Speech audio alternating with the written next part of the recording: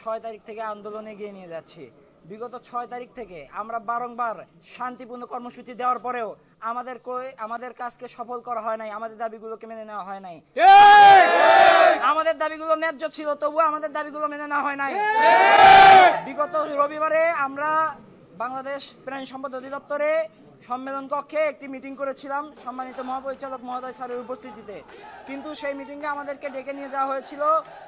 কিন্তু ডেকে নিয়ে যাওয়ার পরে রীতিমতো আমাদেরকে অপমান করা হয়, রীতিমতো আমাদের অধ্যক্ষ স্যারদেরকে অপমান করা হয়।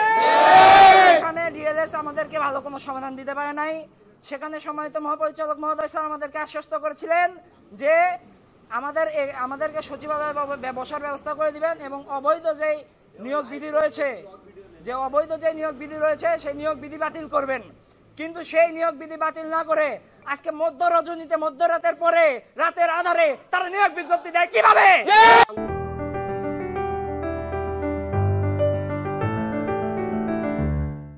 আন্দোলনকে আমরা একটা শান্তিপূর্ণ আন্দোলন করি, তারপর আমরা আস্তে আস্তে এর আরো বাড়াচ্ছি আমরা। কিন্তু আমাদের গত রাত 12টার পর রাত 3টার মধ্য রজনীতে আমাদেরকে না জানিয়ে, কোনো প্রকার না জানিয়ে তারা অবৈধভাবে একটা নিয়োগ বিজ্ঞপ্তি ছাড়ে, যাতে আমাদের আইএলএসটি গোপালগঞ্জ সহ 7টা আইএলএসটির কোনো ভবিষ্যৎ নাই। এবং ডিএলএসের আমরা কিছু দালাল দেখতে পাচ্ছি, স্বৈরাচার পলানোর পরও এসব দালালেরা আমাদের এখানে থেকে গেছে। তারা অবৈধ টাকা অবৈধ আত্মসাৎ করার জন্য বিভিন্ন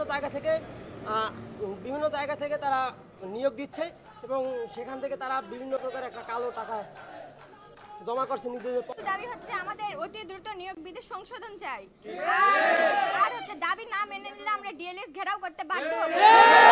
আমাদের ক্যাম্পাসে ভাঙচুর এবং আগুন ধরানো হয়েছে গত রবিবার 16 তারিখে। আমাদের ডিজি মহোদয় স্যারের সাথে আমাদের সম্মেলন হয়, ওইখানে আমরা ডিজি মহোদয় আমাদের আশ্বাস করে, তিনি আশ্বাস করে যে সচিব মহোদয়ের সাথে আমাদের একটা মিটিং করাবে আমাদের নিয়োগ বিধি সংশোধন করানোর জন্য। কিন্তু তারা নিয়োগ বিধি সংশোধন না করে আমাদের বিরুদ্ধে তারা নিয়োগ সার্কুলার আমাদের দিয়ে দিছে, তাও আবার জেনারেল প্লাস 1 বছরের আপনার প্রশিক্ষণ প্রাপ্তদের। কিন্তু আমরা 4 বছর প্রশিক্ষণ প্রাপ্ত, আমাদের কোনো পদে তারা রাখে নেই। আমাদের মন্ত্রণালয় আমাদের জন্য কি রাখলো? তারা এই আইএলএসটি গুলো কেন করলো?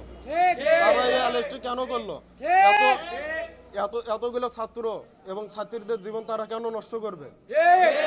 এটা তাদের কাছে জবাব চাই। তারা যদি আজকের ভেতরে যদি আমাদের কার্যক্রম সম্পূর্ণ না যদি করে, তাহলে আমরা বুলডোজার নিয়ে আমরা ক্যাম্পাস ভাঙবো। আমাদের এখানে তো